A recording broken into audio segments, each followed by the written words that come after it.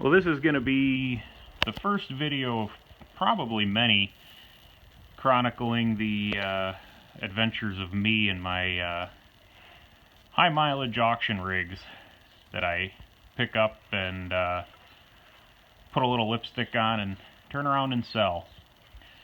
This is a 2008 GMC Sierra 1500 4.3 liter V6 backed by a 4L60E 4-speed automatic, 2-wheel drive. And I will say this is not typically the type of truck that I buy. It usually ends up being something more along the lines of that. I bought this truck because it had a really expensive, when they're new, ARE all aluminum topper on it, which is actually sitting on my Duramax that I'm putting together right now. I bought this truck to replace a F450 dually with a utility body on it. It's just kind of my field runner tow vehicle, just kind of beater. I wanted something a little more manageable, so single rear wheel, but still room for tools with that topper.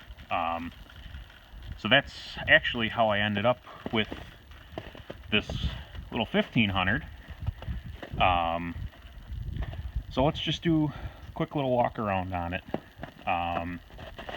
This is really the worst of the rust, and as far as I can tell, it's probably as bad as it is, because at some point they tried to fix it and they ground it down, you know, did a halfway okay masking job on it, and by grinding it out like that, that's probably what actually caused it to get as bad as it is. But aside from that, you know, the rockers are good, the paint is starting to flake, cab corners are fine, and the truck is really straight. It's got aftermarket headlights in it, but I don't see any major impact evidence. This side ends up being way better as far as the rust goes, and this is probably what that other side looked like before they started messing with it. Bed's not all beat up, cab's not all beat up. It's dirty from driving in the slush and snow, but overall it's a good rig. The tires are brand new. There's probably as much money in new tires on this truck that I paid as much as I paid for it. They're in really good shape. Hell, you can even see there's still blue on them on the outline white letter. New Wagner pads. They really took care of it. And this company that this truck came from, they do take exceptionally good care of their vehicles. This flatbed sitting behind it and the Duramax both came from there. And if you put these things up on a lift, which in a later video I might do with this truck, you can see they have paint pen on the differential, on the transmission pan, if they're a four-wheel truck, on the transfer case and front diff as well, airbox, etc. They mark with paint pen mileage and date. It seems to be about every 40 to 50,000 miles they do a trans service and differential services as well. And realistically, that's what keeps these things on the road, is just long, you know, at temperature, you know, drive times, not just running them 3 minutes at a time and letting them idle, and keeping up on the fluids. We'll take a look under the hood. Not too much to see under here, but it usually leads us to see how they were taken care of. Here's some more, like what I was saying, you know, 4.5 quarts oil capacity. There's a filter number for, it's 4 digits. I'm assuming it's probably a Napa number.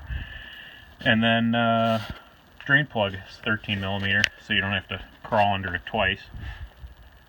it always makes me laugh how tiny these little 4.3s are in here. You got room for days, especially with the electric fans. I can see that it's got newer wires and plugs, so it probably got a tune-up. Water pump looks newer. A lot of times these, when they flash rust because they're just a bare iron, you can usually tell. Plus the snout's still pretty shiny. New idler, new tensioner, new belt. Overall a good truck. It's got some coolant in it, a little on the low side, but nothing too concerning. Some rust starting up here, probably some decent rock chips behind it. That's why they put this on. But overall, it's just a good, honest old truck that I'll be fixing up, figuring out what's going on with the check engine light that it has and the airbag light, and cleaning it up, probably throwing some cheap eBay or Amazon special hide the lies fender flares, and we'll be sending it down the road. But stay tuned. I'm going to do a diagnostic video trying to figure out the check engine light, and probably just a quick driving video. Really, I'm out here to try and show people that you don't have to be afraid of these trucks with high mileage on them. I would trust this truck driving it across the country over somebody that might have been a little thrifty on the maintenance, owned, that was a personal vehicle that they just did their basic Jiffy Lubes and called it a day, even with half the mileage. I really like these trucks that have been well maintained by a fleet, and they really have a lot of life left in them, and you can buy them for next to nothing. So stick around. I'll get back with the upcoming video. Thanks, guys. Alright, so we're just going to go take this one for a drive. This is the 320,000 mile V6 1500. 323.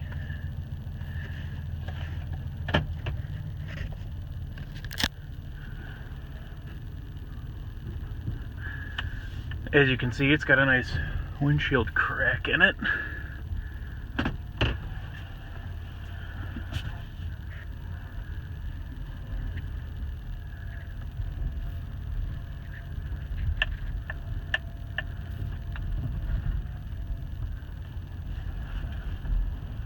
That's a fancy rig.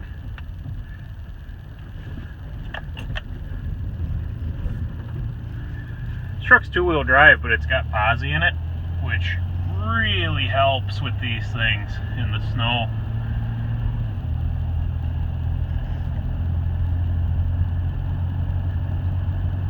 It's got a little bit of an exhaust leak, but nothing that I would consider crazy. Brake's good. I don't get any pulsing in the rotors. Probably because they just did a brake job on it.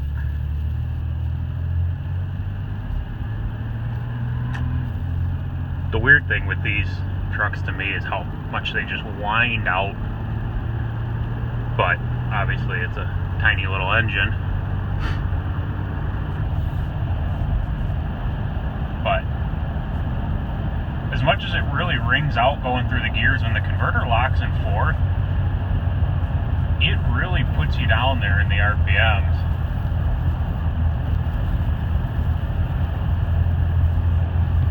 I mean, my hand is off the wheel right now and we're going straight as an arrow.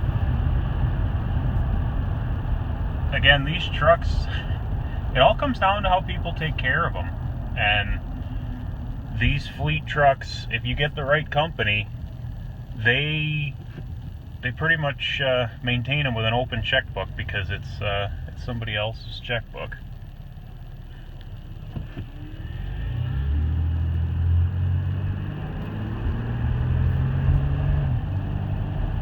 As far as like other creature comforts and stuff go, heat and air, no cruise.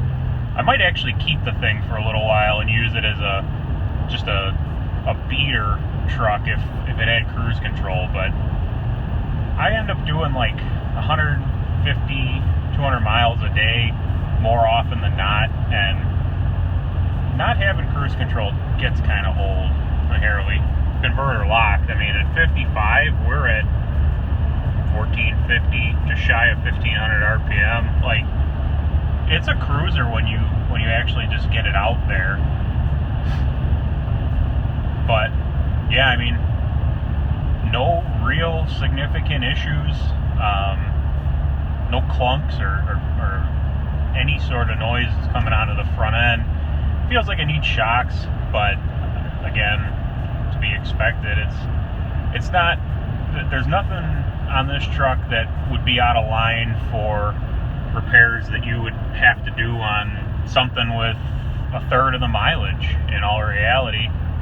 And you can get into a truck like this for, you know, $1,000, $1,500 and really have yourself a solid rig if you're, you know, you can stomach the gamble to some degree, buying them, you know, in some cases sight unseen, or in my case, like I go and see them, but aside from starting them, putting them in drive, rolling forward 10 feet, putting them in reverse, going backwards, like that's about all you can do. You can't really test drive these things. So as long as you're willing to roll the dice a little bit, like you can really come out on top, and if you know where they're coming from, you can come out on top a lot more often than not. Coming up here, the next time I get over to an auction yard, I'll try and make a point of doing a video of just what I look at when I'm walking around these trucks. You know, really checking them out, especially when there's 60 to 100 of them that I'm looking at once. You know, you really got to hit like 5 to 10 key areas and just focus on those and kind of hope for the best with the rest. But that's about it.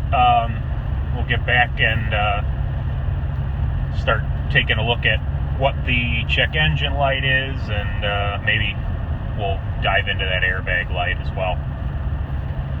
Alright, so here we are in the cab, and as you can see, it is the ultimate lap of luxury with Armstrong windows, manual mirrors, some sort of soft drink tragedy that took out the headliner, gross seats, gross floors, self-tap right into the trans tunnel power inverter, nice for your Milwaukee tools.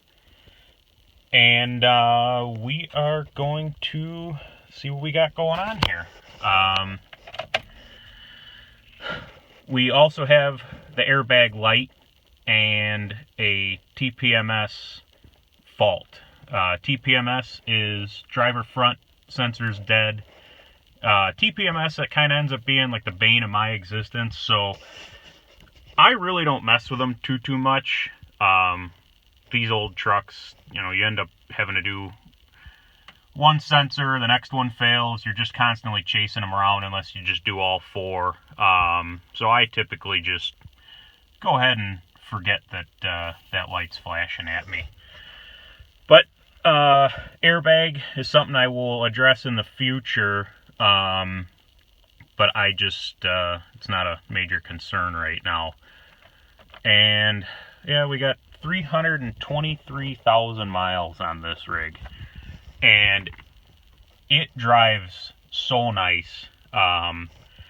My daily driver in the winter is a 05 GMC Yukon, and I've been dragging my butt putting a plow setup on it, so it's been in the garage with the front end off, getting the wiring done for about a week now. Just been busy. And I've put about 2,000 miles on this truck in the past week and a half, and it's been great. The type of driving that I typically do ends up being a lot of 55 mile an hour, 2-lane back road driving. And I can typically match or best like the EPA fuel economy. And this truck's rated at 16 city, 20 highway. And I've been getting 14 and a half, 15 and a half tank averages, hand calculating them. So I'm assuming it's probably something O2 sensor tune-up related. It also, if you're out behind the truck when it's running, it smells pretty rich. So let's get into it. This is actually the initial, this is our celebratory first run for my brand new Autel MD808 Pro scanner. Like most of you guys, I've been getting by for the past 10 years with the little trusty $35 orange brick from AutoZone that pretty much just spits out a little PO code to you, and you and your smartphone and some Google have to do the rest. I've been getting into a lot more diesel stuff as far as my auction purchases go, and this scanner has a setup on it for doing diagnostic and forced regen on DPF systems. And for the price I paid for this scanner, if it saves me from buying one truck that's got a bad DPF or even a bad NOx sensor or any of those $400 plus sensors, it'll have paid for itself. But anyways, it does a lot of stuff. Like I said, I really haven't had much time to play with it, but you can get into engine control, body control, trans, SRS, airbag. In the fancy trucks, you know, for Bose stereos and lockouts and stuff like that, you can do with this, as well as programming cam sensors, crank sensors, drive-by-wire throttle bodies and such. But for what we're going to do today, I'm just going to do this quick check engine function, because doing the scan one, you have to answer some RPO questions as far as, you know, what the truck's optioned with, and we don't need any of that. All right, 08 GM. There's our VIN. Hit enter. Okay. And let's see what we got. O2 sensors.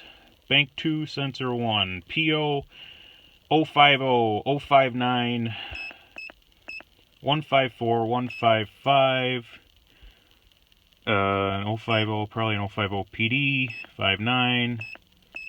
Alright, so that seems to be our issue. Bad Bank 2 upstream. So let's get out of here, do some live data just to see what it's doing. And I am not a professional mechanic. I know enough to look at the data, see what it should be doing, and just kind of go from there. I'm essentially a semi-educated parts changer. But I just wanted to show you guys what to look for from what I've learned with these O2s, because it's something I run into a lot with these high mile trucks. So let's look at, let's just check our long term, and we'll use our sensor that was bad was a Bank 2 sensor 1, but I'm just going to throw Bank 1 on there just to keep us have a decent benchmark if that one is good. And then we'll do the same. What am I doing? Oh, hell. Of course. Bank long term, Bank 1, long term, Bank 2. Output, Bank 1, 1. Output, where is it? Output, Bank 2, 1. Select. we'll just do those for the time being. So we have long-term fuel trims and sensor readings. Right now the truck is off, key on, engine off. I'm gonna start it, and we're at operating temperature. I just drove this truck about 25 miles here from the farm, and we'll see what we come up with. I'm just gonna watch these, and remember, our bad one is this O2 Bank 2 sensor 1.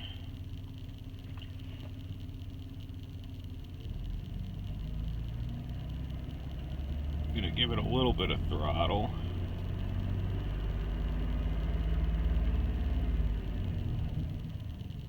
Yeah, I mean, I'm no expert, but I'm really not seeing much in the way of movement out of this sensor, so I'm going to go ahead and say that it is probably bad. So I'm going to start by diagnosing that, or not even diagnosing, we just did that. I'm going to start by ordering up some sensors. I typically go with like Denso, like pretty standard aftermarket that I've had good luck with. This isn't a flex fuel capable truck, but O2s are a real big thing on these later flex fuel GM trucks, because they actually use your upstream readings in closed loop after a refuel event to find your alcohol fuel percentage. They don't use an inline flex fuel sensor like they did prior, and I believe they went back to that.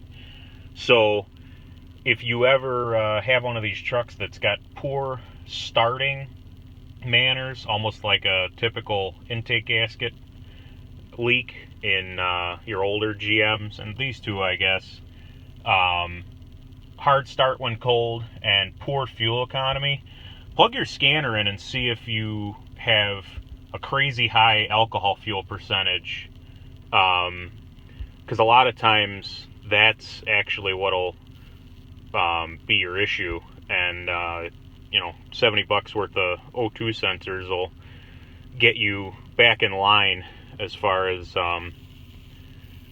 getting that problem sorted out. But anyways, thanks for tagging along. I'll update as I carry on with ordering up parts and repairing this truck and getting it in tip-top shape, and probably eventually cleaning it up a bit and kicking it down the road, because that's what I end up doing. Thanks, guys. Have a good one.